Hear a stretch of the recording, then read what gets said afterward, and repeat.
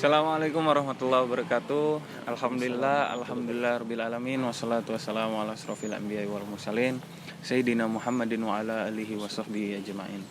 Amma ba'du. Halo teman-teman, perkenalkan nama saya Gusti Fajari Haikal. Saya yang insya Allah akan menemani di sesi ini. Insya Allah hari ini kita akan membahas tentang sejarah perkembangan Islam masa Khulafaur Rasyidin. Nah, sebelumnya saya ingin perkenalkan salah satu narasumber yang akan menjelaskan tentang ini semua, mengulas ini semua. Yang di samping saya sekarang ada Mas Ardo Albar. Mas Ardo Albar ini mahasiswa PAI 2017, tentunya di Universitas Islam Indonesia. Ya. Halo Mas, apa kabar? Baik Mas. Baik. Ya, baik Mas. Apa aja kesibukannya kali ini Mas? Aduh, sibuk. Ini PPL kita ya. Sibuk kita. Oke Mas. Hari ini kita akan menjelaskan tentang sejarah perkembangan Islam di masa Khulafaur Rasyidin. Oh iya, sebelumnya apa itu Khulafaur Rasyidin Mas? Khulafaur Rasyidin ini bisa disebut sebagai pengganti kepemimpinan atau imamah Nabi Muhammad. Jadi para sahabat sebagai penggantinya dinamakan sebagai Khulafaur Rasyidin. Seperti itu. Khulafaur Rasyidin. Ya. Yang kita ketahui Khulafaur Rasyidin itu ada berapa? Ada 4 ya? Ada 4. Ada 4 ya. Yang pertama tuh apa ya? Saya lupa ya. Saya ingat saya itu ada Abu Bakar, Umar, Utsman, kemudian Ali ya. Ali yang terakhir. Oke. Ada 4. Berarti ada 4 orang itu yang kita bahas ya. Oke. Kita mungkin masuk aja ke dalam materi ini, yang dimana bagaimana sih perjalanan dan dinamika pada saat itu. Jadi mulai dari Abu Bakar ya. Abu Bakar itu pertama itu Abu Bakar sempat jadi pasca wafatnya Nabi Muhammad SAW itu sempat terjadi ketegangan di situ antara kaum Muhajirin dan Ansor tentang pengganti, siapakah yang berhak menjadi pengganti sosok tadi itu kepemimpinan atau imamah dari Nabi Muhammad SAW. Akhirnya di masa itu ada sedikit percekcokan antara Muhajirin dan Ansor. Jadi, singkat cerita di situ terpilihlah Abu Bakar sebagai penggantinya. Namun di situ juga setelah cekcok itu akhirnya ada beberapa dampak di situ, yaitu terbaginya antara kaum Muhajirin dan Ansor seperti itu. Sebenarnya nggak terbagi sih. Sebenarnya ada konflik lah, kecil-kecilan juga. Ya kecil apa besar sih? Besar, ya, bisa dibilang besar lah ya, kan. Besar. Nah setelah diangkatnya Abu Bakar sebagai pengganti Nabi Muhammad, di situ juga terdapat beberapa konflik juga. Antara lain adalah tentang kaum ridat ini atau kaum murtadin. Nah, di situ juga ada sedikit ada perlawanan dari Abu Bakar terhadap kaum murtadin. Nah, di situ juga sempat terjadi fenomena di mana ada nabi palsu di situ. Nabi palsu di situ akhirnya dengan tegas Abu Bakar memerangi nabi palsu tersebut.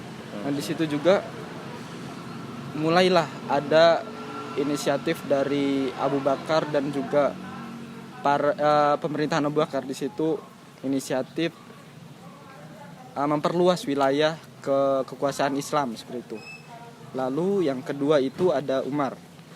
Nah, di sini Umar secara tidak langsung itu meneruskan perjuangan dari Abu Bakar, yaitu memperluas wilayah meliputi Jazirah Arab, Palestina, Syria, Persia, dan Mesir.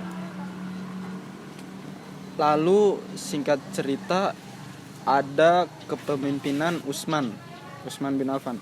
Di situ Utsman sebagai salah satu as-sabiqunal awalun atau orang-orang yang pertama masuk Islam seperti itu. Di situ juga kembali meneruskan cita-cita dari para pendahulunya, yaitu Abu Bakar dan Umar. Di situ juga Utsman kembali memperluas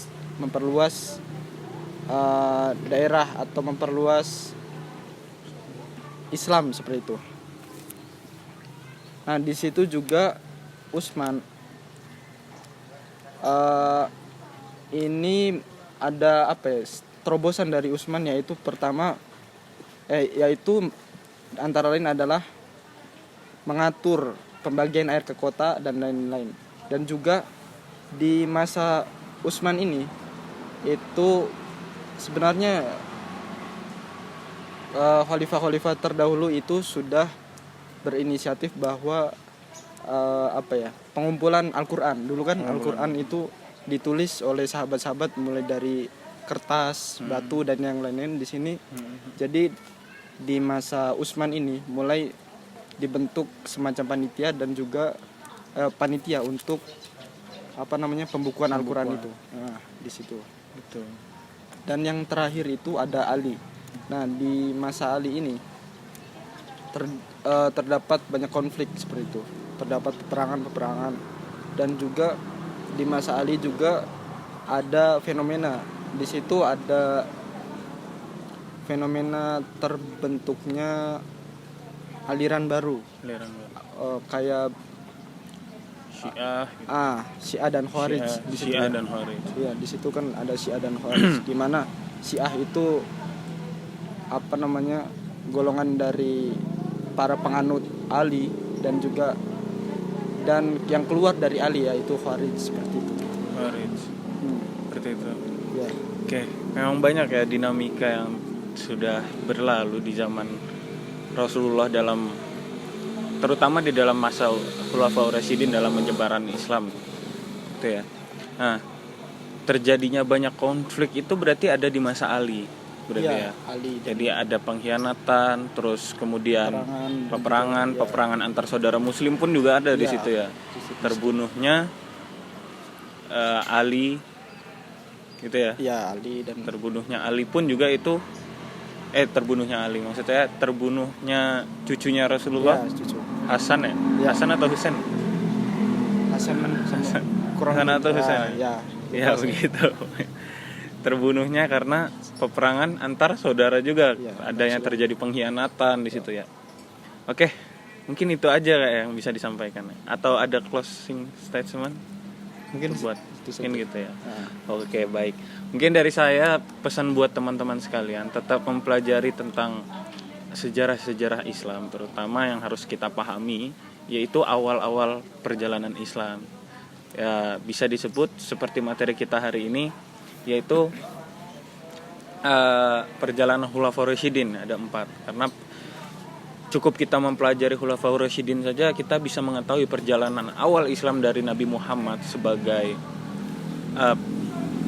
pemimpin Islam pertama sampai ke diserahkan tahta ya. Ya bisa dibilang tahta imamah ya.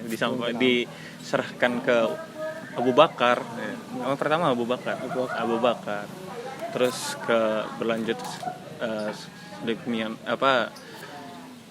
sedemikian rupa gitu. Mungkin itu aja Kak ya.